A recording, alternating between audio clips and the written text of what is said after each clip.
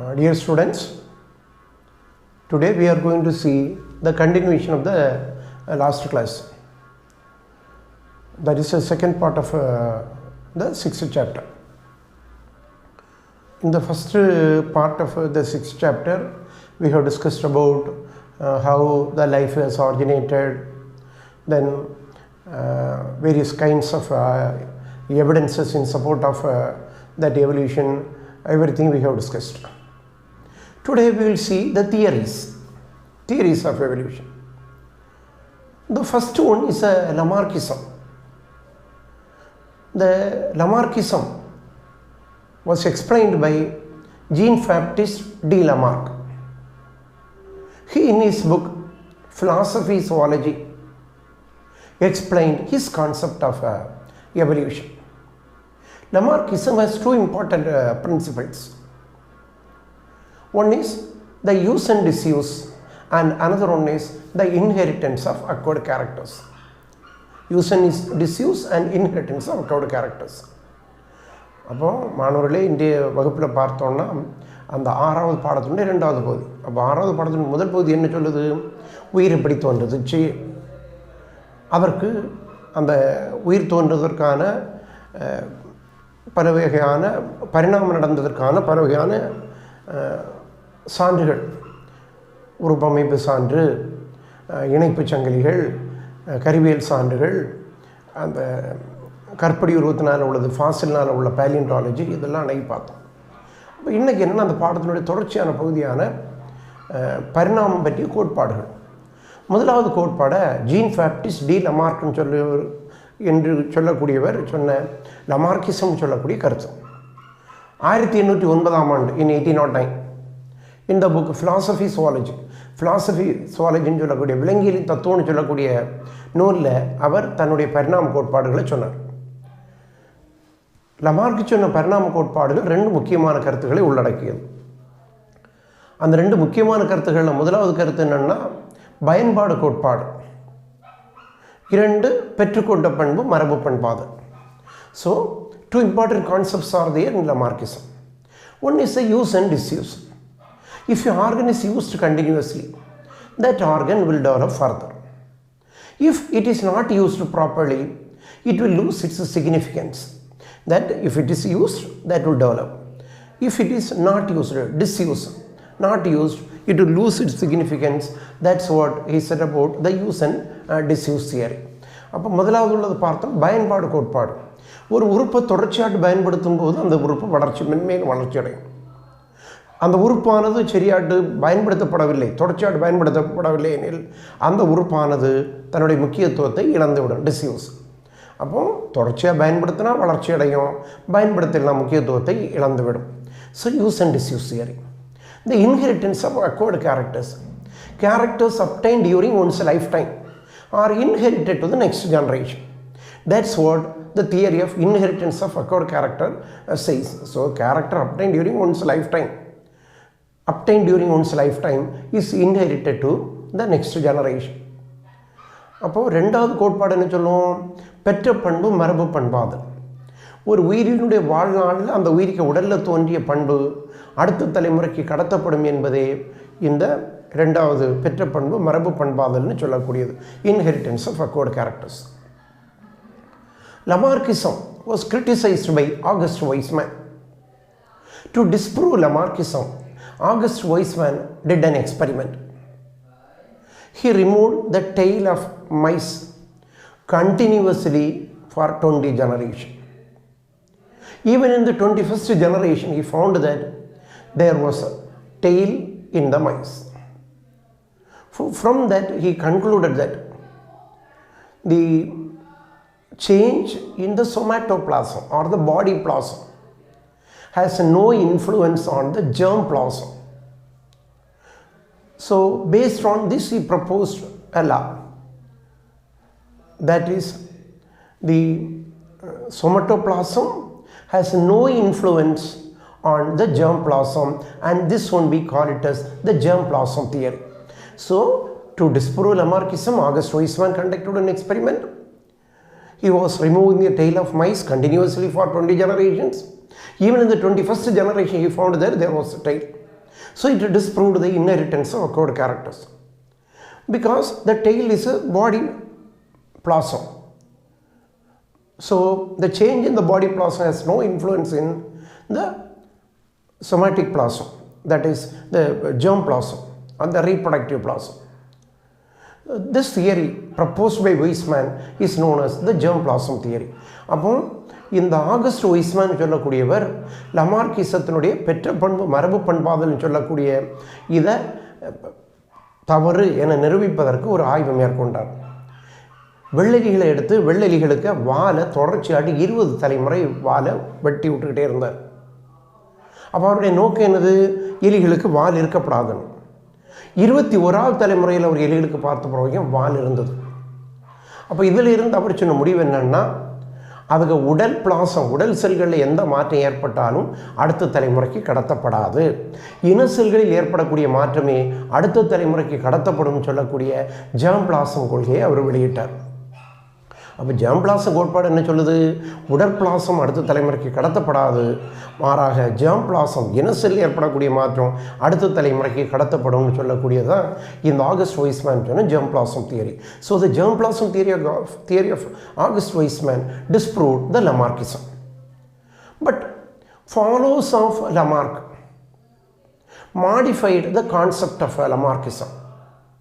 Such a modified concept of Lamarckism is known as a neo-Lamarckism. According to the neo-Lamarckism, adaptations are universal in nature. Animals which are adapted will survive. So that is, these adaptations that will be transmitted to the next generation. So adaptations are universal in nature. Animals which are adapted will survive. Such adaptations are transmitted to the next generation. That's what the neo-Lamarckians said. அப்போ இந்த லமார்க்கினுடைய அந்த கொள்கையை சில மாற்றங்கள் செய்து புதிய கொள்கை ஒன்று வெளியிட்டாங்க. அந்த கொள்கையை நாம் நியோ-லமார்க்கிசம்னு சொல்லுவோம். இந்த நியோ-லமார்க்கிசம் கோட்பாடு என்ன சொல்லுது? தகவமைப்புகள் பரவலாட்டு காணப்படும். எந்தெந்த உயிரிகளில் தகவமைப்பு காணப்படுகின்றதோ இந்த தகவமைப்பானது அடுத்த தலைமுறைக்கு கடத்தப்படும்னு சொன்னாங்க. அப்போ இது நாம் நியோ-லமார்க்கிசம்னு சொல்லுவோம். Darwinism. The Darwinism was proposed by Charles Darwin. Charles Darwin undertook extensive voyages throughout the world. That is the sea journey, extensive voyages throughout the world. Based on his findings, he proposed his theory of evolution that we call it as the theory of natural selection or theory of Darwinism. The theory of natural selection or the theory of Darwinism is having 4 principles: prodigality or overproduction, struggle for existence, universal occurrence of variation, then natural selection and origin of species. Like that, there are 4 concepts are there. அப்போ ரெண்டாவது பரிணாம கோட்பாடை பார்த்தோம்னா இயற்கை தேர்வு கோட்பாடு. இதை Charles Darwin சொல்லக்கூடியவர் சொன்னார். சார்லஸ் டார்வின் உலகம் முழுவதும் கடற்பயணம் மேற்கொண்டு பல இடங்களில் உள்ள பல உயிரிகளை பார்த்து அவருக்கு கிடைத்த அனுபவத்தினுடைய அடிப்படையிலே அந்த இயற்கை தேர்வு கொள்கைன்னு சொல்லக்கூடிய கொள்கையை அவர் வெளியிட்டார். இந்த இயற்கை தேர்வு கொள்கையானது மொத்தம் 4 கருத்துக்களை உள்ளடக்கியது. ஒன்று மிதமிஞ்சிய இனப்பெருக்கம், 2 வாழ்க்கை போராட்டங்கள், பரவலான வேறுபாடுகள், இயற்கை தேர்வு மற்றும் புதிய இனம் தோன்றுதல் என்று சொல்லக்கூடிய 4 கருத்துக்கள். So the principle of natural selection of the Darwinism has 4 principles. One is a prodigality or overproduction. All the organisms of this world tend to produce more and more, mainly to retain their species or their race on this earth. If you take the salmon fish lays 28 million of eggs. If all the eggs hatch and survive, then there will be full of salmon fish only. Like that, if you take the slowest breeder elephant, the slowest breeder elephant in its lifetime lays some 6 young ones. If all the young ones continue to survive and reproduce within 750 years, there will be 19 million of elephants. Such an enormous rate of reproduction is there. So the prodigality or overproduction, although animals tend to produce more and more. If you take this salmon fish lays 28 millions of eggs. If all the eggs hatch, there will be full of salmon fish only. The slowest breeder elephant lays 6 young ones. If all the young ones continue to survive and reproduce, within 750 years there will be 19 million of elephants. Such as enormous rate of reproduction is there. அப்போ முதலாவது கருத்தை பார்த்தோம்னா மிதமிஞ்சி இனப்பெருக்கம். இந்த உலகத்தில் உள்ள உயிரினங்கள் எல்லாமே தன்னுடைய இனத்தை வேகமாட்டு பெருக்குது. தன்னுடைய இனம் அழிஞ்சு போகக்கூடாது, தன்னுடைய இனம் இந்த உலகத்தில் தொடர்ச்சியாக வாழ்ந்துட்டு இருக்கணும்.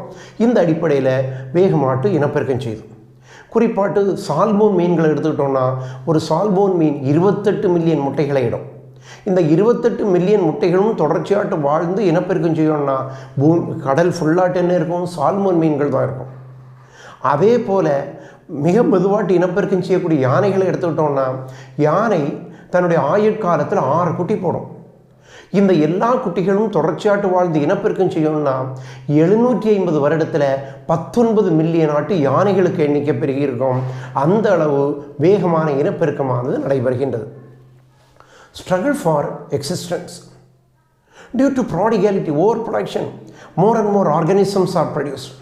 As more and more organisms are produced, these organisms need certain basic things, food, shelter, etc. To achieve their basic things, there will be struggle. The struggle between the organisms is of 3 types. Intraspecific struggle, if the struggle is between the members of same species.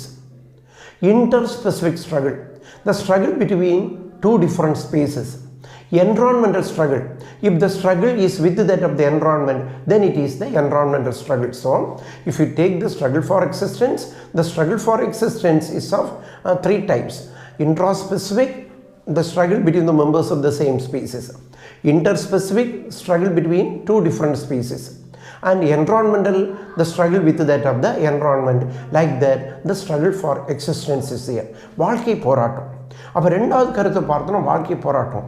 உயிரினங்களுக்கு அடிப்படை தேவையான உணவு, தங்குமிடம், இவைகளுக்கு விலங்கினங்களுக்கு இடையில் ஏற்படக்கூடிய போட்டியை தான் நம்ம என்ன சொல்லுவோம்? வாழ்க்கை போராட்டம்னு சொல்லுவோம். இந்த வாழ்க்கை போராட்டமானது 3 விதத்தில் இருக்குது.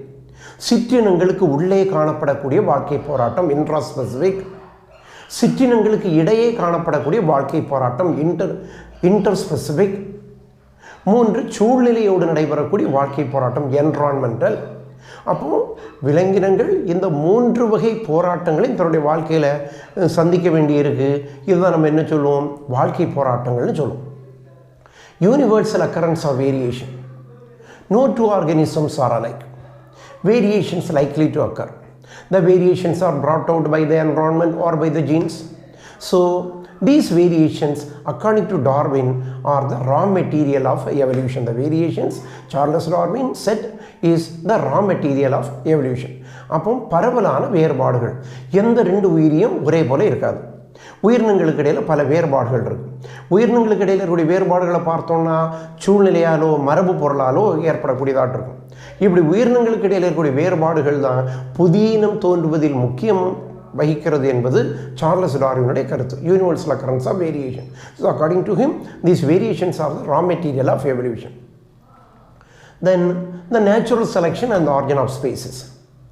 Animals which overcome the struggle for existence, having the favorable variation, they are selected by nature. There is no artificial selection. They are selected by nature. That's what we call it as the natural selection. So nature selects the suitable organisms. So their new species formed. That's what the natural selection and the origin of species, the 4th concept of Darwin says. அப்போ அவருடைய 4வது கருத்து என்ன சொல்லுது? இயற்கை தேர்வும் புதிய இனம் தோன்றுதலும். வாழ்க்கை போராட்டத்தில் நல்ல வேறுபாடு இருக்கக்கூடிய உயிரினம் வாழும். அந்த உயிரினத்தை இயற்கை தேர்வு செய்து அந்த உயிரினங்கள் வாழ்கின்றது. இவ்வாறு தான் நடைபெறுகிறது உள்ளது என்னது? இயற்கை தேர்வு கோட்பாடு. If you take this as Darwinism had certain that is drawbacks, certain faults. So if you take the criticism of Darwinism, 1. Darwin insisted on variation, but he is unable to differentiate heritable and non-heritable variations. He insisted on variation, and according to him, he is unable to distinguish heritable or non-heritable variations. He insisted on survival of the fittest, did not say anything about the arrival of the fittest. He insisted on the survival of the fittest and did not say anything about the arrival of the fittest. According to Darwin, slight variations help in evolution. Small variations are enough, they are heritable and they are transmitted to the next generation. In reality, it is not like that. In reality, it is not like that. Then, finally, he has not mentioned anything about the over-specialized structures, such as the tusks of mammoth, antlers of Irish deer. He has not mentioned anything about the fossils also. He has not mentioned anything about fossils. He has not mentioned anything about over-specialized structures such as the tusk of a woolly mammoth as well as the antlers of the extinct Irish deer. அப்போ டார்வினிசத்தில் சில குறைபாடுகள் காணப்பட்டது, தவறுகள் காணப்பட்டது. அப்போது அவையெல்லாம் பார்த்தோன்னா, Darwin வேறுபாடுகள்னு சொல்ற பரவலான வேறுபாடுகள், மாறுபாடுகள்னு சொன்னார். அந்த மாறுபாடு ஒரு தலைமுறையிலிருந்து அடுத்த தலைமுறை கடத்தக்கூடிய மாறுபாடா இல்லையா அவரால் எதுவும் சொல்ல முடியலை. 2, அவர் தகுதியுள்ளவை பிழைத்தல், சர்வைவல் ஆஃப் த ஃபிட்டஸ்ட், தகுதியுள்ளவை பிழைத்தல்னு சொன்னார். அந்த தகுதியுள்ளவை எப்படி தோன்றிச்சுன்னு உள்ளதை பற்றி சார்லஸ் டார்வின் எதுவும் சொல்லலை. 3வது பார்த்தோன்னா, சார்லஸ் டார்வின் தன்னுடைய இயற்கை தேர்வு கொள்கையை சொல்லும்போது சிறு சிறு மாற்றங்கள் புதிய இனம் தோன்றுவதற்கு காரணமாகவும் சொன்னார். உண்மையிலே சிறு சிறு மாற்றங்கள் அடுத்த தலைமுறைக்கு கடத்தப்படுவதில்லை. 4வது கற்படி உருவங்கள், ஃபாசில்ஸ், கற்படி உருவங்களை பற்றி அவர் இயற்கை தேர்வு கொள்கையில் எதுவுமே சொல்லலை. மிக நன்றாக வளர்ச்சி அடைந்த உறுப்புகளை பற்றி, குறிப்பாட்டு இந்த ஊலி மாமூத்துன்னு சொல்லக்கூடிய பாலூட்டிகளினுடைய அந்த யானைகளினுடைய முன்னோடி, அப்போ யானைகளினுடைய முன்னோடியான ஊலி மாமூத்துக்கு இருந்த கொம்புகளை பற்றியோ அல்லது மறைந்து போன அயர்லாந்து கலைமான்கள் அவற்றினுடைய கொம்புகளை பற்றியோ எதுவுமே இயற்கை தேர்வு கொள்கையில் சார்லஸ் டார்வின் சொல்லலை. அப்போ மாறுபாடுகள்னு சொன்னார், அது கடத்தக்கூடியதா கடத்தக்கூடாததா பயனுள்ளதா பயனற்றதா அவரால் சொல்ல முடியலை. தகுதியுள்ளவை பிழைத்தல்னு சொன்னார், அது எப்படி தோன்றிச்சுன்னு சொல்லலை. அடுத்தது சின்ன சின்ன மாற்றங்கள் கடத்தப்படுகின்றன சொன்னார், உண்மையில் அவை கடத்தப்படுவதில்லை. கற்பொடி உருவங்களை பற்றியோ மிக வளர்ச்சி அடைந்த உறுப்புகளை பற்றியோ எதுவும் இயற்கை தேர்வு கொள்கையில் சொல்லப்படையலை. ஊலி மாமூத்துக்கு காணப்பட்ட கொம்புகளை பற்றியோ அந்த டஸ்க் தந்தங்களை பற்றியோ அல்லது மறைந்து போன அயர்லாந்து கலைமான்களுடைய கொம்புகளை பற்றியோ எதுவும் சொல்லப்படவில்லை. Neo-Darwinism. The followers of Charles Darwin modified the concept of Darwinism. That we call it as the Neo-Darwinism. Spencer, Haeckel, Weizmann are some of the scientists who modified the concept of Darwinism. They accepted the principle of inheritance proposed by Gregor John Mendel. The followers of Charles Darwin, such as Huxley, Spencer, Haeckel, Mendel, they have modified the concept of Charles Darwin. That's what we call it as a Neo-Darwinism. They accepted the theory of inheritance proposed by Gregor John Mendel. அப்போ பார்த்தோன்னா இந்த டார்வினுக்கு காலத்திற்கு பின்னால் அவரை பின்பற்றியவர்களான ஹக்கேல், Huxley, Spencer, mental போன்றவர்கள் டார்வினிசத்தில் சில மாற்றங்களை கொண்டு வந்தார்கள். குறிப்பாக கிரிகர் ஜான் மெண்டல் சொன்ன மரபியல் பற்றிய கருத்துக்களை ஏற்றுக்கொண்டார்கள். இப்படி இவர்களெல்லாம் சொன்ன மாற்றங்களுடன் கூடிய மரபியல் சார்ந்த கருத்துக்களுடன் கூடிய அந்த டார்வினிசத்தை நாம் புதுப்பிக்கப்பட்ட டார்வினிசம் அல்லது நியோ-டார்வினிசம்னு சொல்லுவோம். Now the third one is a mutation theory. The mutation theory was put forth by Hugo de Vries.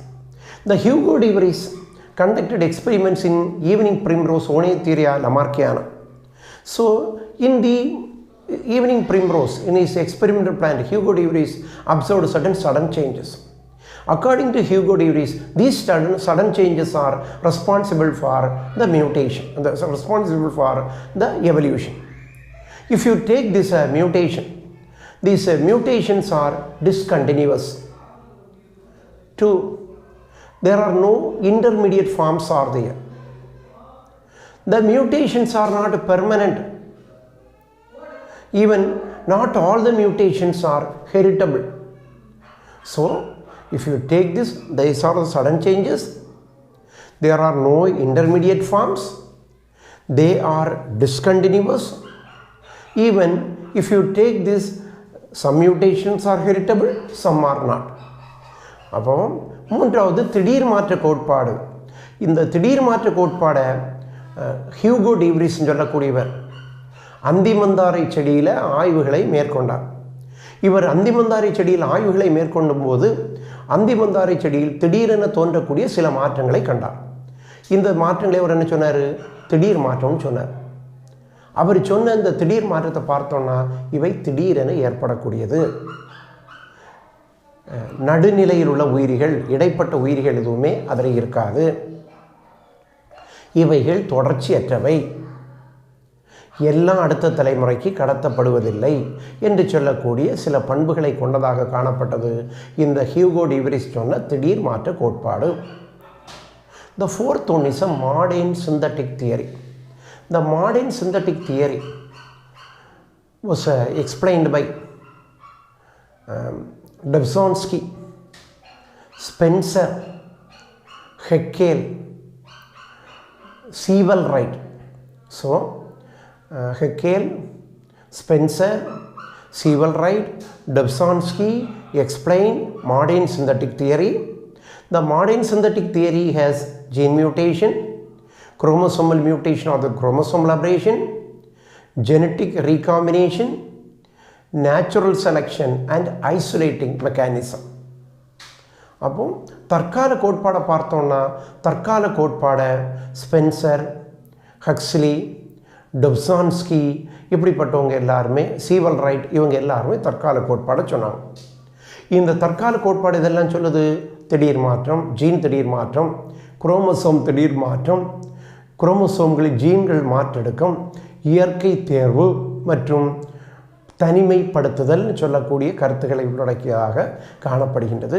So the modern synthetic theory says that the gene mutation, the mutation that occurs in the genes in the base pairs of the DNA, such a mutations can occur either by deletion, duplication, translocation, substitution.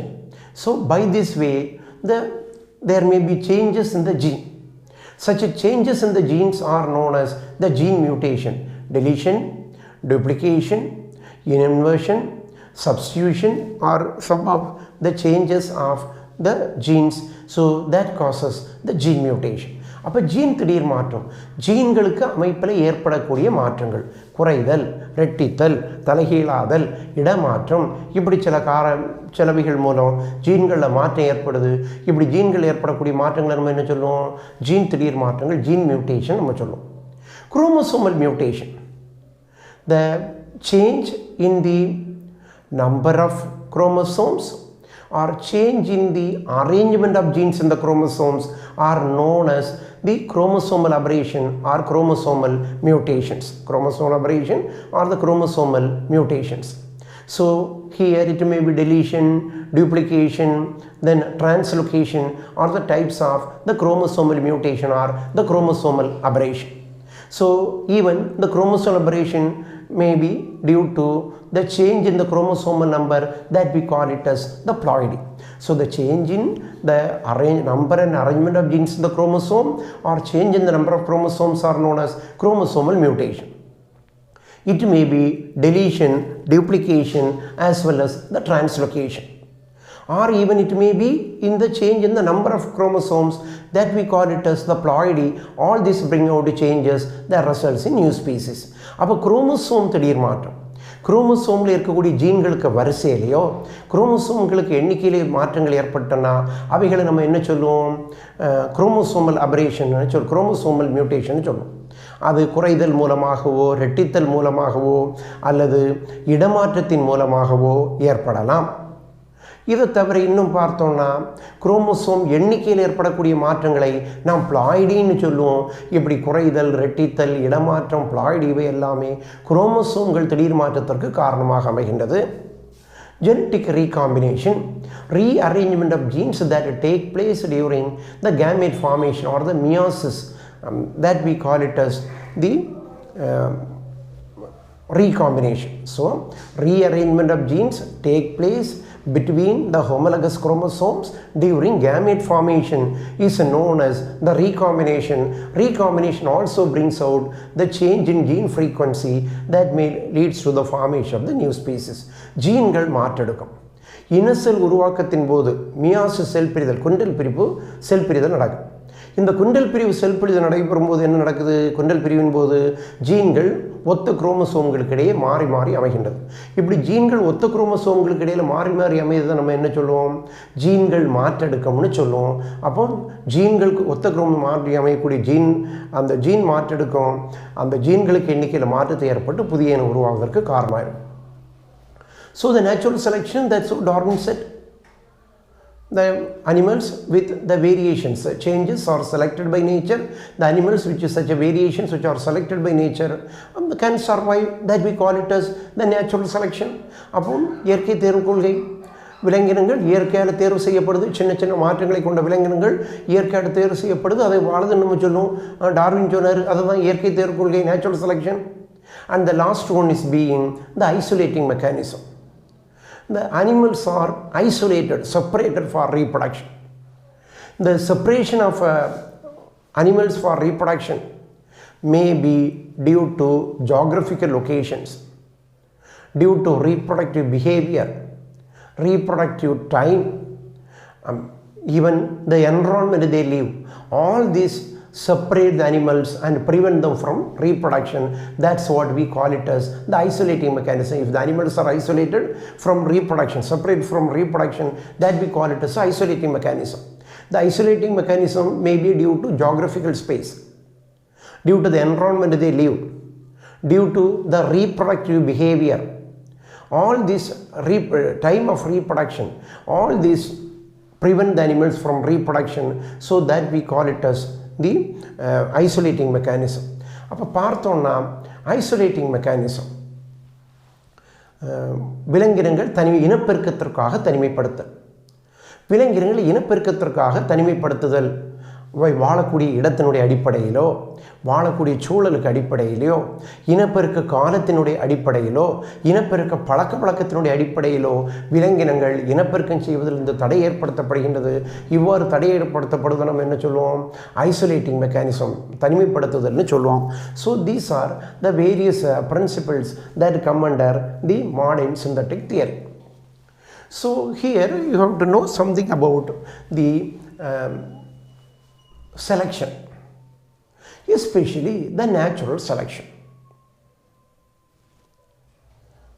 The natural selection is best exemplified by the pepper moth or the melanic moth,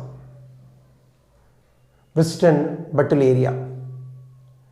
Here if you take this Western Butyleria or the melanic moth, pepper moth, there were two species of this moth were there. One was white and another variety was black. At the beginning, the white moth was having survival advantage. It was able to hide in the white surrounding. So they escaped from the predator birds.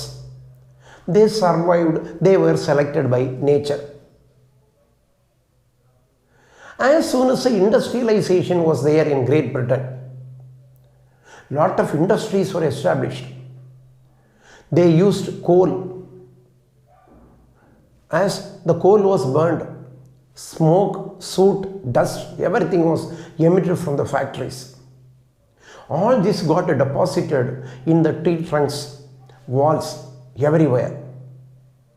Now, the black marks, which were very little in number, as earlier white marks were having the survival advantage, they were selected by nature. Now, the only few black marks were there. These black marks were able to hide in the tree trunks or in the dark surface of the buildings, dark roofs, everywhere. As their color matched with that of the environment, they escaped from the predator birds. On the contrary, the white moths are more conspicuous in the surrounding. By seeing the white moths itself, the predators ate such a white moths, their population was drastically reduced. But the black moths were selected by nature. They survived, their number increased, so here nature selected. Before industrialization, the white colored variety, white moths were selected. After industrialization, the black moths were selected, so it is the natural selection. அப்போ பார்த்தோம்னா இந்த இயற்கை தேர்வுக்கு ஒரு நல்ல ஒரு எடுத்துக்காட்டு பார்த்தோம்னா, இயற்கை தேர்வுக்கான நல்ல ஒரு எடுத்துக்காட்டு இங்கிலாந்தில் உள்ள வெஸ்டர்ன் பெட்டில் ஏரியான்னு சொல்லக்கூடிய அந்த மாத்து வகை கம்பளிப்பூச்சி. அப்போது இந்த கம்பளிப்பூச்சிகள் நம்ம என்ன சொல்லுவோம், மெலானிக் மாத்துன்னு சொல்லுவோம். ஏன்னா அதுக்கு அந்த இறக்கைகளில் மெலானி நிறமே உண்டு. மெலானிக் மாத்து இல்லைன்னா பெப்பர்டு மாத்துன்னு சொல்லுவோம். இந்த மாத்தில் 2 வகையான கம்பளிப்பூச்சிகள் உண்டு. அந்த 2 வகையான கம்பளிப்பூச்சிகள் எதெல்லாம் பார்த்தோம்னா, ஒன்று வெள்ளை கம்பளிப்பூச்சி, இன்னொன்று கருப்பு கம்பளிப்பூச்சி. அப்போ வெள்ளை கம்பளிப்பூச்சி பார்த்தோம்னா, வெள்ளை கம்பளிப்பூச்சி சுவர்களெல்லாம் வெள்ளை வர்ணம் பூசியிருப்பாங்க. சூழலெல்லாம் சுற்றுச்சூழல் மிக தூய்மையாட்டு இருந்தது. அப்படி தூய்மையான அந்த சுற்றுச்சூழலில் வெள்ளை கம்பளிப்பூச்சிகளால் மறைந்து வாழ முடிஞ்சது. கொண்டு தின்னக்கூடிய பறவைகளுக்கு வெள்ளை கம்பளிப்பூச்சிகள் கண்ணில் படையலை. அவைகள் தப்பிச்சு அதுக்கு எண்ணிக்கை கூடுச்சு. அதே நேரத்தில் கருப்பு கம்பளிப்பூச்சிகளை பார்த்தோம்னா நிறம் கருப்பாக இருந்தது.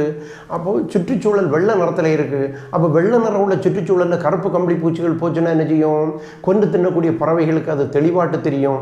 அந்த பறவைகள் வந்தது, அவைகளை கொண்டு தின்னு போட்டது. அப்போ வெள்ளை கம்பளிப்பூச்சிகள் சூழலுக்கு ஒற்றபடி வாழ்ந்தது. அதனால் வெள்ளை கம்பளிப்பூச்சிகளுக்கு எண்ணிக்கை பெருகிச்சு. இயற்கை தேர்வு செய்து கருப்பு கம்பளிப்பூச்சிகளுக்கு எண்ணிக்கை குறைஞ்சி போச்சு. எப்பொழுது இங்கிலாந்தில் தொழில் புரட்சி ஏற்பட்டதோ, நிறைய தொழிற்சாலைகள் உருவாக்கப்பட்டது. தொழிற்சாலைகள் எல்லாமே நிலக்கரியை பயன்படுத்துச்சு, எரிபொருளாட்டு. அப்போ நிலக்கரி எரிபொருளாட்டு பயன்படுத்தினால் என்ன ஏற்படுது, புகை கரி இதெல்லாமே வெளியேற ஆரம்பிச்சு.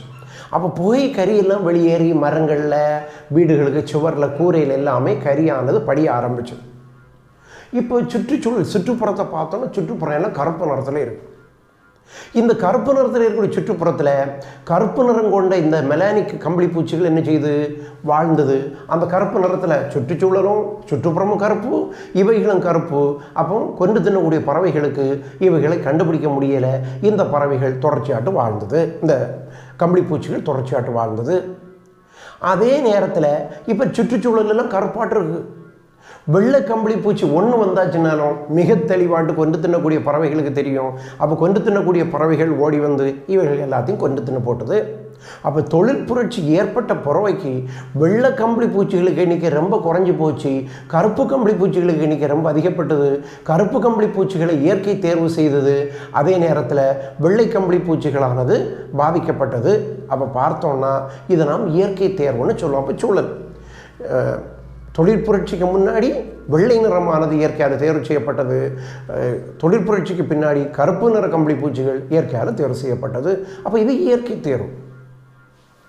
On the other hand, the natural selection, artificial selection, we, for our benefit, we have selected various types of crops which are disease resistant, which can give more yield. So we have selected them. Like that, if we take the dogs, the variety of breeds of dogs that we have, or by artificial selection. According to our convenience, we bred them, number of breeds we have produced, we have selected artificial selection. So, depending upon our need, human beings have started to select the various types of plants, various kinds of animals which are beneficial to human being, so that we call it as the artificial selection. Both the natural selection as well as the artificial selection are there. அப்போ பார்த்தோன்னா செயற்கை தேர்வு. அப்போ செயற்கை தேர்வு நம்ம தேர்வு செய்துக்கூடியது. மனிதன் தனக்கு பயன்படக்கூடிய பல்வேறு வகையான தாவரங்களை, நோய் எதிர்ப்பு சக்தி கொண்ட அதிக பலன் தரக்கூடிய தாவரங்கள் எல்லாத்தையும் மனிதன் தேர்வு செய்கிறான். அப்படி அதிக நோய் எதிர்ப்பு சக்தி, அதிக இதெல்லாம் தரக்கூடிய தாவரங்கள் மனிதன் தேர்வு செய்தான். அப்போ இதை நம்ம இப்படி சொல்லுவோம். ரெண்டாவது பார்த்தோம்னா, இங்கே நாய்களை பொறுத்தவரையில் பல்வேறு இனமான நாய்கள் இப்போ காணப்படுது. இந்த பல்வேறு இனமான நாய்கள் என்ன, நம்ம தேவைக்கு நம்ம தேர்ந்தெடுத்து பல இனங்களை நாம் உருவாக்கின்றோம். அப்படி நாய்களில் பல இனங்களை உருவாக்கியிருக்கோம். இது செயற்கை தேர்வு. கம்பளிப்பூச்சிகளை நம்ம சொன்ன எடுத்துக்காட்டு இயற்கை தேர்வு. இப்படி தாவர விலங்குகளை நமக்கு பயன்படக்கூடிய நம்ம தேர்வு செய்தோம்னா அது செயற்கை தேர்வுன்னு சொல்லுவோம். இவ்வாறு 2 வகையான தேர்வுகள் காணப்படுகின்றது. Mechanism of evolution. So there are various mechanisms are there. The various mechanisms of evolution are the natural selection, the genetic drift, or the civil right effect. Then if you take this one, the Hardy-Weinberg law or the Hardy-Weinberg equilibrium is there. Mutation is there. All these are the various kinds of the various mechanisms that operate among the organisms and help them to evolve into the next species. So if you take this as natural selection, selecting the organisms by nature. Actually, this natural selection is somewhat related with the number of species also. If you take this one, there are 3 kinds of natural selections are there. They are the stabilizing selection, directional selection, disruptive selection. So, nature selects the organisms. Such organisms will survive. That leads to the formation of a new species. This natural selection is associated with the number of species, number of organisms. If you take this natural selection, it may be stabilizing, direction, disruptive. அப்போ இயற்கை தேர்வுன்னு சொல்லக்கூடியது இயற்கை தேர்வு செய்யக்கூடியது. இந்த இயற்கை தேர்வு செய்யக்கூடிய பார்த்தோம்னா இது ஓரளவு மனித இந்த ஜனத்தொகையோட தொடர்பு கொண்டதாக இருக்கும். இந்த இயற்கை தேர்வு செய்யக்கூடியது 3 வகையில் காணப்படுது. ஒன்று ஸ்டெபிலைசிங், சமமான இயற்கை தேர்வு, நடுநிலை தேர்வு. 2 இலக்கு நோக்கிய தேர்வு, டைரக்ஷன் செலெக்ஷன். 3வது உடைப்பு தேர்வு, டிஸ்ரப்டிவ். அப்போ 3 வகையான தேர்வுகள் இருக்கு. The stabilising selection. So in a population, animals with average phenotypes are selected. Both the extremes are not selected. You know, the average phenotype animals will be more. Such animals will be selected. These animals will live and they inherit the characters they have. So new species will be formed. If the average only selected, leaving both the extremes, then it is known as the stabilizing selection. அப்போ நிலைப்படுத்திய தேர்வுன்னு சொல்லக்கூடியது பார்த்தோம்னா, அப்போ சராசரியான பண்புகளை கொண்ட உயிரினங்கள் எல்லாம் தேர்வு செய்யப்படும். 2 ஓரங்களிலும் மிக உயர்ந்த மற்றும் மிக தாழ்ந்த இந்த 2 அற்றத்திலையும் உள்ள உயிரினங்களை தவிர நடுவில் ஓரளவு ஆவரேஜாக இருக்கக்கூடிய சராசரியான உயிரினங்கள் எல்லாம் தேர்வு செய்யப்படும். அவைகள் வாழும். இப்படி நடந்தனா நம்ம என்ன சொல்லுவோம்? ஸ்டெபிலைசிங் செலெக்ஷன் இருக்கணும். On the other hand, there is directional selection. The direction selection favors the selection of organisms in both the extremes.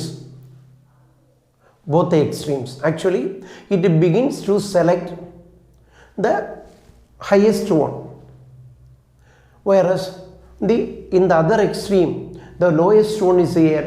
From the lowest one, every organism is destroyed. Even the average ones will be destroyed. Only which are more suitable will survive. Highly adapted will survive. Least adapted and average adapted are not selected.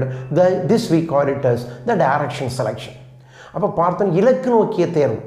அப்போ சராசரியான உயிரினங்கள் எதுவும் தேர்வு செய்யப்படாது. ரெண்டு எக்ஸ்ட்ரீம்ல ரெண்டு கடைசியிலையும் மிக நன்றாக பண்புகளை கொண்டது மட்டும் தேர்வு செய்யப்படும். சற்று குறைந்த சராசரி பண்புகளை கொண்டவைகளோ சராசரிகளோ தேர்வு செய்யப்படாது. அப்போ குறைந்த பண்புகளும் சராசரி பண்பை கொண்ட உயிரினங்கள் எல்லாமே அழிக்கப்பட்டுவிடும், கொல்லப்பட்டுவிடும். மிக நன்றாக தகவமைக்கப்பட்ட உயிரிகள் மட்டுமே வாழும். இது என்ன சொல்லுவோம்? டைரக்ஷன் செலெக்ஷன், இலக்கு நோக்கிய தேர்வு. Only highly adapted survive. The least adapted and average are eliminated. Disruptive selection. In the disruptive selection, the homogeneous environment transforms into heterogeneous environment. When the environment transforms into heterogeneous environment, there may be the population divided into number of subpopulations. And as the environment is heterogeneous, the population which suits the particular environment will survive. As a population which suits the particular environment will survive, and this results in polymorphism. This results in polymorphism. So, if you take this one, in the case of disruptive selection, the environment is heterogeneous, so the existing population divides into number of populations, and the population which suits with that of the heterogeneous environment selected and survives. So number of populations are formed. If these populations move away from that particular environment, each one will form a separate population, and this leads to polymorphism. அப்போ பார்த்தோம் மூன்றாவது உடைப்பு தேர்வு. அப்போ சூழலை பார்த்தோன்னா அந்த உயிரிகள் வாழக்கூடிய சூழலானது ஹெட்ரோஜினஸ், வெவ்வேறு வகையான சூழலாட்டு மாறிடுது. அப்போ வெவ்வேறு வகையான சூழ்நிலை மாறினால உயிரின தொகைகளும் வெவ்வேறு வகையாட்டு மாறுது. அப்போ இருக்கக்கூடிய அந்த விலங்கின தொகை பல சிறு சிறு குழுக்களாக பிரிக்கப்படுது. இந்த சூழல் அந்தந்த சூழலுக்கு ஏற்ப, ஏன்னா பல வகை சூழலாட்டு மாறிட்டு அந்தந்த சூழலுக்கு ஏற்ப மாற்றங்களை கொண்ட உயிரிகளானது வாழ்க்கையை வாழும், அவைகள் தேர்வு செய்யப்படுகின்றது.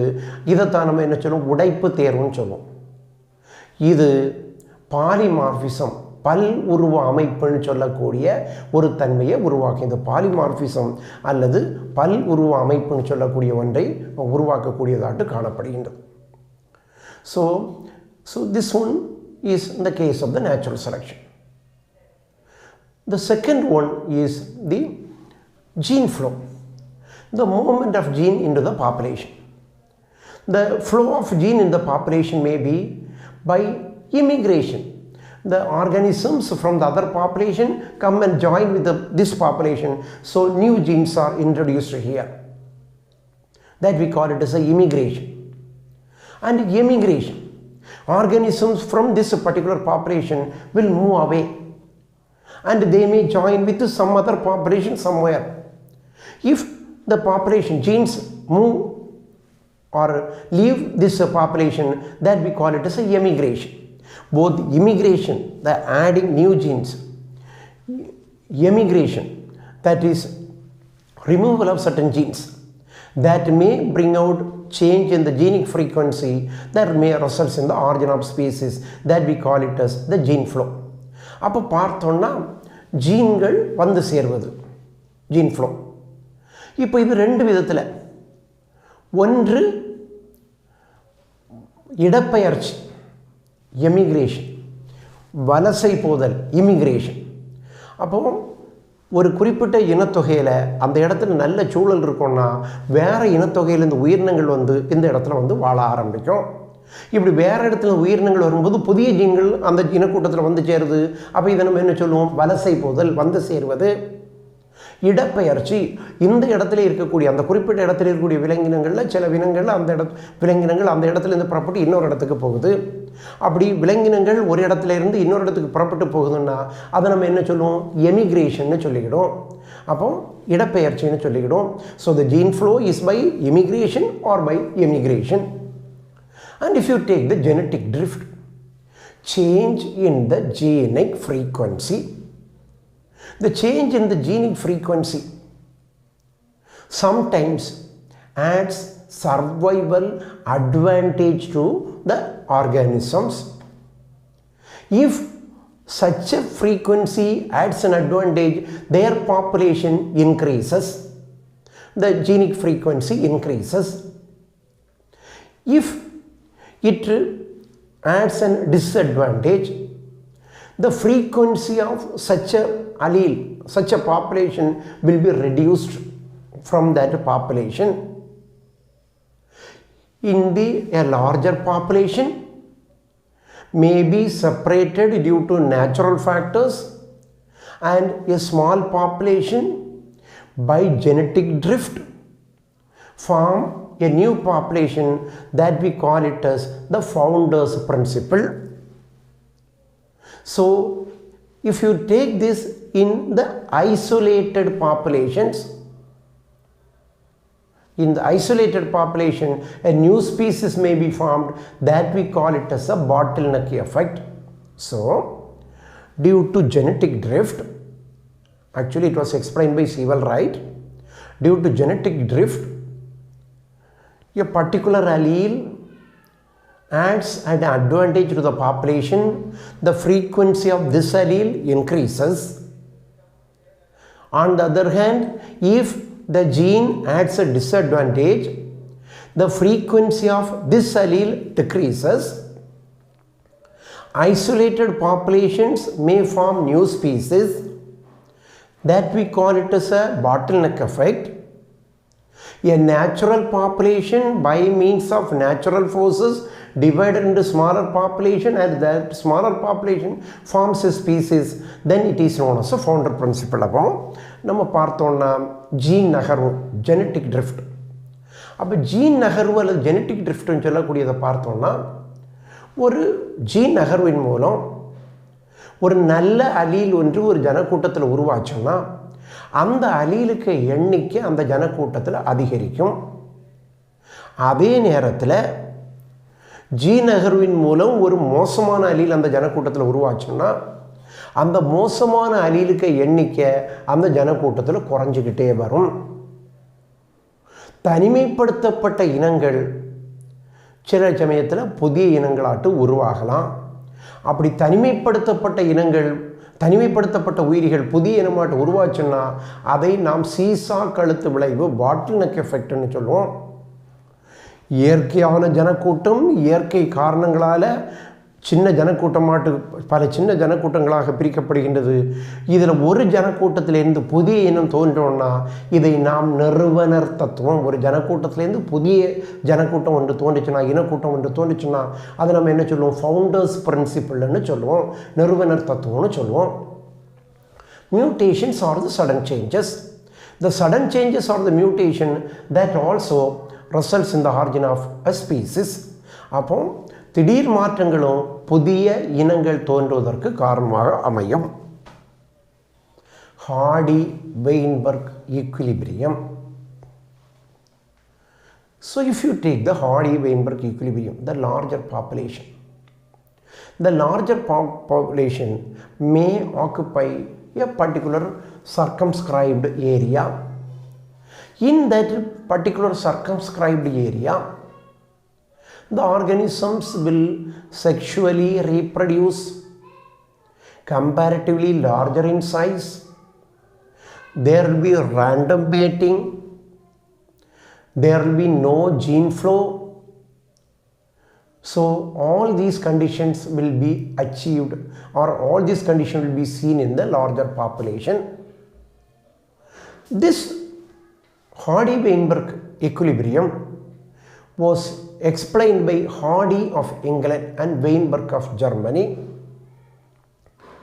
According to them, a large randomly mating sexual population, relative gene frequencies remain the same from generation after generation in the absence of mutation, recombination and gene flow. Large randomly mating sexual population, relative gene frequencies remain the same from generation after generation in the absence of mutation, recombination and gene flow. Let's take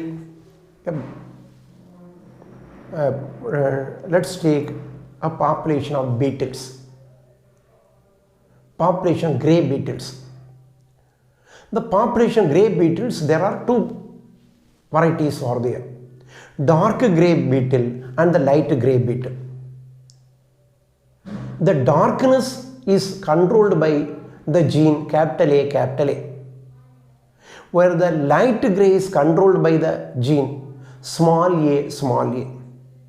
You know, capital A is a dominant. So capital A, dark grey beetles. Capital A, small a is also dark grey beetle. Whereas the small a is a light grey beetle.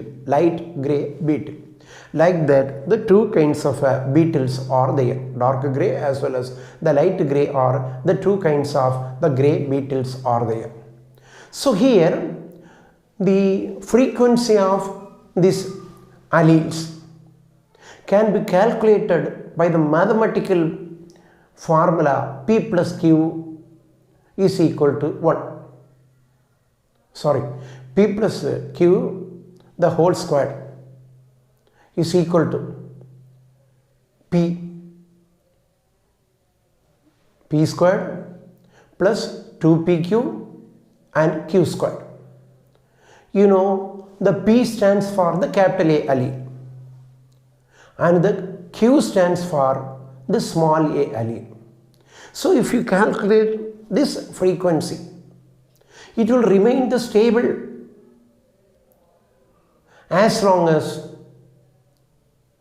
certain conditions of Hardy-Weinberg law remains. அப்போ ஒரு பெரிய இனக்கூட்டம் Hardy-Weinberg சமநிலை, ஒரு பெரிய இனக்கூட்டத்தை எடுத்துவிடும். ஒரு பெரிய இனக்கூட்டம் ஒரு குறிப்பிட்ட இடத்துல வாழ்ந்துட்டு இருக்கும். அந்த இனக்கூட்டத்தில் இருக்கக்கூடிய விலங்கினங்கள் எல்லாத்துக்கும் ஜீன்களினுடைய ஃப்ரீக்வன்சி தொடர் தோன்றல் ஒரு குறிப்பிட்ட நிலையில் தான் இருந்துகிட்டு இருக்கும். எந்த மாற்றமும் இருக்காது. இதை இங்கிலாந்து நாட்டை சார்ந்த ஹார்டியும் ஜெர்மனியை சார்ந்த வெயின்பெர்க்கும் விளக்கினாங்க. அவங்க சொன்ன அந்த கோட்பாடு தான் என்னது? ஹார்டி-வெயின்பெர்க் சமநிலை கோட்பாடு. அந்த ஹார்டி-வெயின்பெர்க் சமநிலை கோட்பாடு என்ன சொல்லுது? ஒரு பெரிய தங்களுக்கிடையே இனப்பெருக்கம் செய்யக்கூடிய ஒரு இனக்கூட்டத்தில் எப்பொழுது வரை திடீர் மாற்றம் இல்லையோ, ஜீன்கள் வந்து சேர்வது இல்லையோ, ஜீன்கள் மாற்றெடுக்கம் இல்லையோ, அங்கே புதிய ஜீன் அமைப்பு தோன்றாது. எப்போ வர புதிய ஜீன் அமைப்பு தோன்றலையோ புதிய இனம் தோன்றாது. அப்போ இதுக்கு அவங்க சொன்ன எடுத்துக்காட்டு என்னது? இப்போ இந்த வண்டுகளை எடுத்துக்கிட்டோம்னா அந்த வண்டுகளில் ரெண்டு வகை, அடர் பழுப்பு நிற வண்டுகளும் வெளிர் பழுப்பு நிற வண்டுகளும். அடர் பழுப்பு நிறத்திற்கு கேபிட்டல் ஏ என்று சொல்லக்கூடிய ஒரு அலியிலும், வெளிர் பழுப்புக்கு ஸ்மால் ஏ என்று சொல்லக்கூடிய ஒரு அலியிலும் காரணமாக இருக்குது. அப்போ கேபிட்டல் ஏ என்னது? அடற்பழுப்பு. கேபிட்டல் ஏ ஸ்மால் ஏ என்னதான்? அடற்பழுப்பு.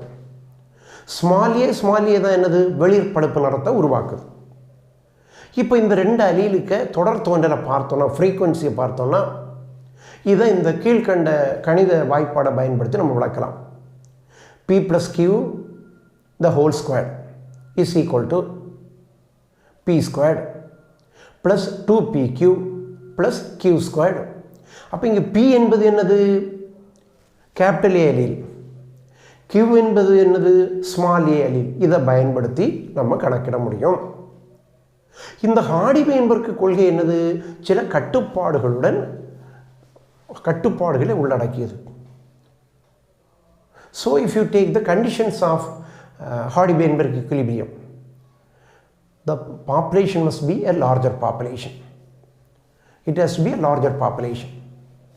Randomly mating, they sexually reproduce and there is no selective mating, random mating. Then no mutation, no recombination, no gene flow. You know, the population is fairly large. There is no selective mating, only random mating is there. But you know the other three conditions, no mutation. Mutations are the sudden changes, they can occur at any time. We can't control mutations. It may be gene mutation or the chromosomal mutation, so we can't control that. If mutation occurs, gene frequency changes, a new population is formed. 2. No gene flow, immigration or emigration, that may occur at any time. Certain organisms from other population may join with this population, that we call it as immigration. It will bring about a few new genes. Emigration, animals from this population may move out. They carry some of the genes from here to another population, so the gene frequency changes. Then genetic recombination, rearrangement of genes take place at any time. During gamete formation, the genes are rearranged. So when genetic recombination or the rearrangement of genes take place, once again, what happens? Gene frequency changes.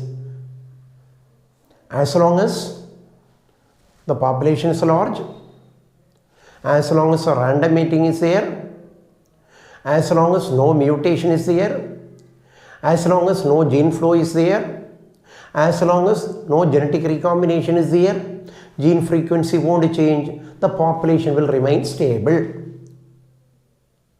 Whenever there is a mutation, gene flow or recombination, a new gene frequency takes place, that results in the formation of the new species.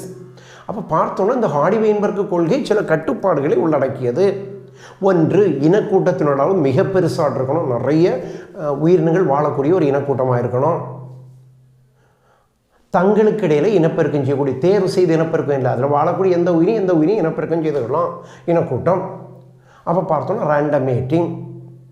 அப்போ மூன்றாவது என்ன சொல்லுது? திடீர் மாற்றம் ஏற்படக்கூடாது. நாலாவது என்ன சொல்லுது? ஜீன் ஃப்ளோ, புதிய உயிர்கள் அங்கே வந்து சேரக்கூடாது, அங்கேருந்து எந்த உயிரியும் வெளியில் போகக்கூடாது. ஐந்தாவது என்ன சொல்லுது? ஜீன்கள் மாற்றெடுக்கும். திடீர் குண்டல் பகுப்பு நடக்கும்போது, இனசெல்கள் உருவாகும் போது ஜீன்கள் மாறி மாறி அமையாமல் இருக்குது. அப்போ இப்படிப்பட்ட காரணங்கள் எல்லாம் இருக்கும்போது, அப்போது முதல்ல உள்ள 2 கண்டிஷன் நம்ம நிலையாட்டு வச்சுக்கலாம்.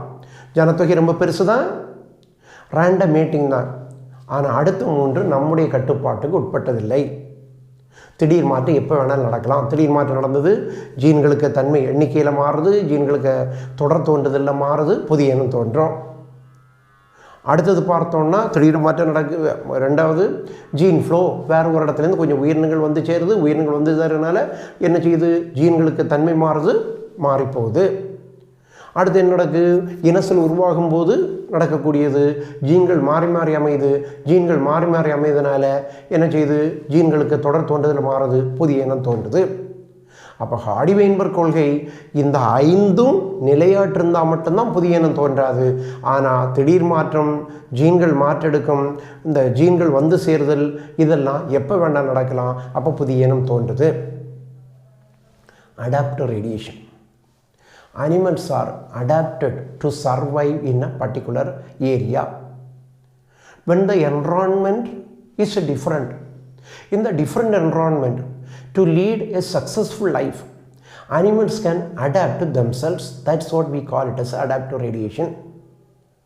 Darwin, during his voyage in the Galapagos Island, he observed numerous species of finches, the small birds of his native England, in Galapagos Islands. In the Galapagos Islands, what he observed is different varieties of the Darwin finches. The difference was there in difference was based on their feeding habit. Some were insect eating, some were the feeding honey,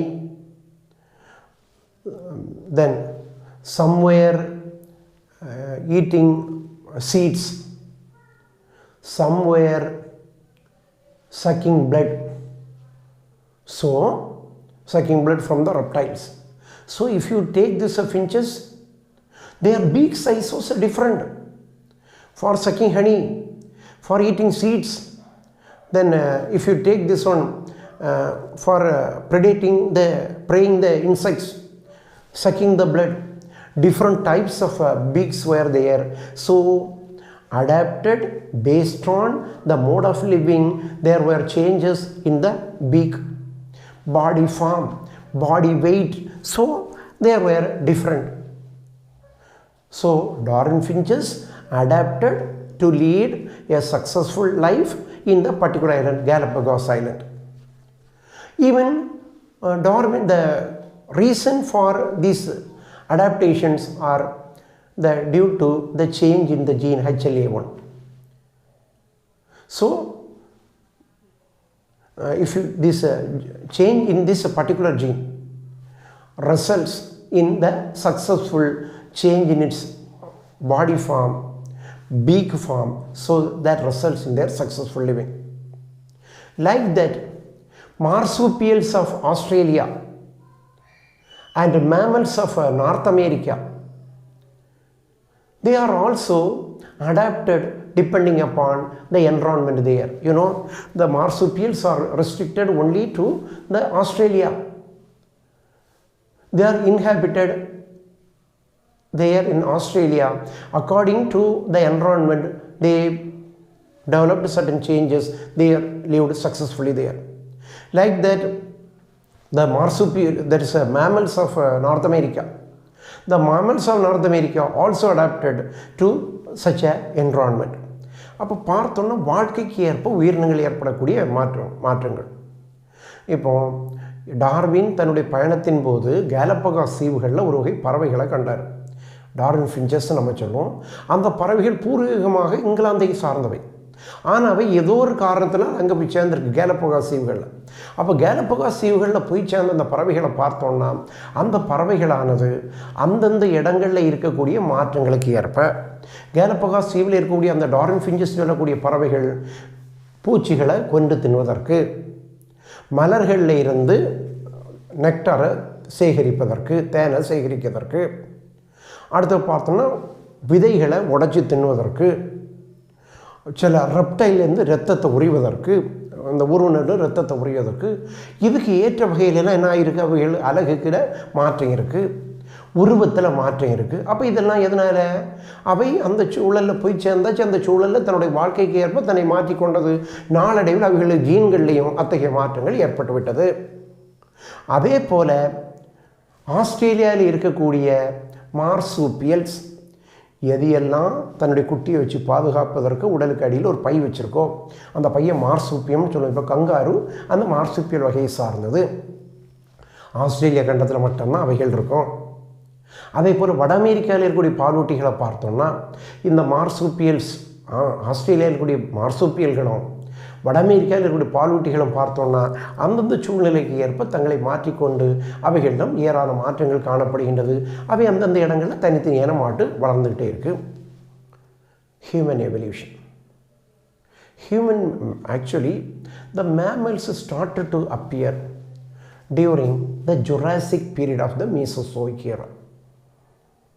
But in the later, especially in the Cenozoic era, Pleistocene and recent, the evolution of man was there.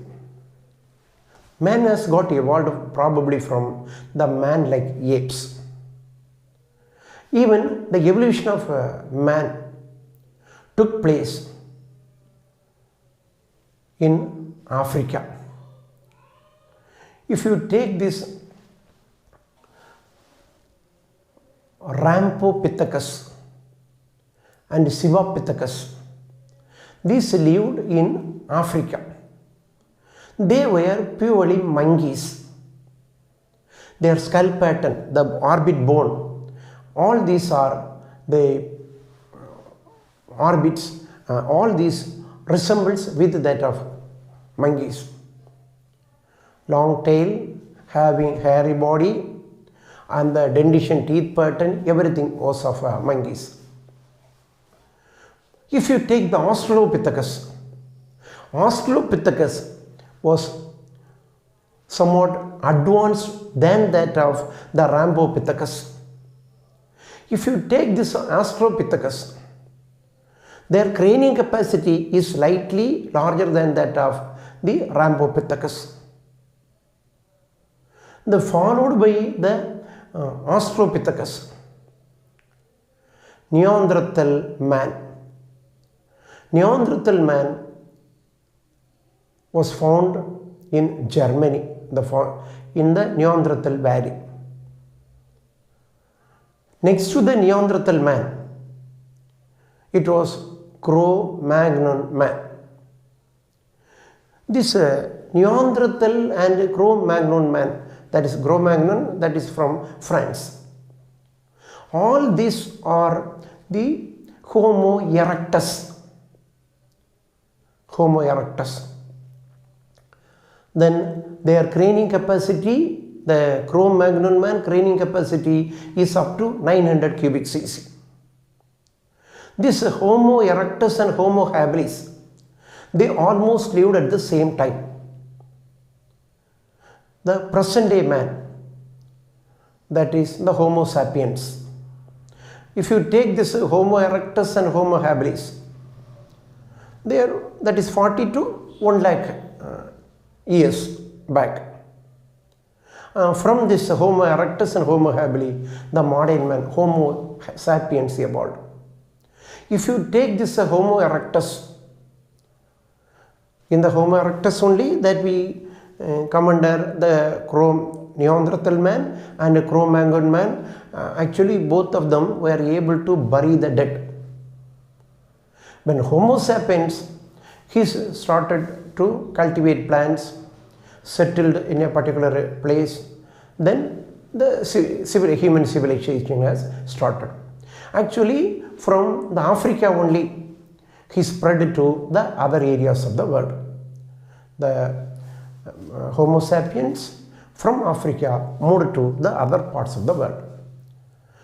அப்போ மனித பரிணாமத்தை எடுத்துக்கிட்டோம்னா கிட்டத்தட்ட இந்த Jurassic காலத்திலே பாலூட்டிகள் தோன்ற ஆரம்பிச்சு. ஆனால் இந்த சீனோசோயிக் பெருங்காலத்தினுடைய பிளிஸ்டோசீன் மற்றும் ரீசெண்ட் சொல்லக்கூடியதான் மனிதனுடைய காலம்னு சொல்லுவோம். குறிப்பாட்டு இந்த ராம்போபித்தகஸ், சிவாபித்தகஸ் சொல்லக்கூடியவை எல்லாமே குரங்குகளை ஒத்தவை.